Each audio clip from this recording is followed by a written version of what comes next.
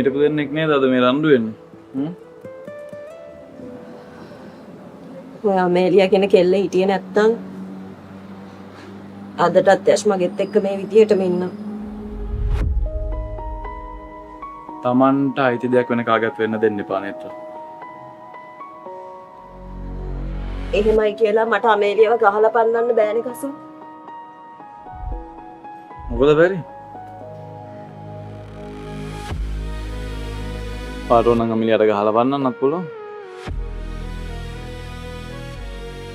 මං එහෙම කරා කියලා යෂ් දැනගත්තොත් ආය ජීවිතේට මගේ මොනවත් බලන එකක් නෑ. සමහර දේවල් ජීවිත කාලෙටම දැනගන්න නැති වෙන්න කරන්නත් පුළුවන්. හැබැයි ඔය යෂ්ගේ යමෙලියාගේ කනෙක්ෂන් එක කැඩුවේ නැත්නම් ඔයාට සිද්ධ වෙන්න අත් දෙක පිහදගෙන ඉන්න තමයි. ඔයාට පුළුවන්ද මට මේකට බොක්කෙන්ම උදව් කරන්න? ඔව් අනිවාර්යෙන් මං ඔයාලට උදව් කරනවා. හැබැයි එකක්. අපි දෙන්න අතර මෙහෙම කන්වර්සේෂන් එකක් ගියා කියලා කිසිම කෙනෙක් දැනගන්න බෑ. හරි. ඔයා මට අමේලියව යෂ්ගේ ජීවිතෙන් සදහටම අයින් කරන්න උදව් කරනවා නම් මම ඔයාගෙන් ඕනෙම දෙයක් කරනවා.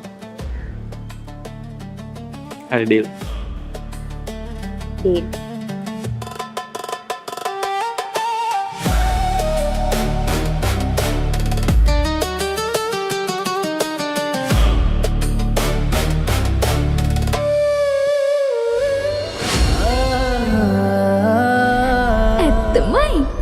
මං ඔයාට ආදරේ.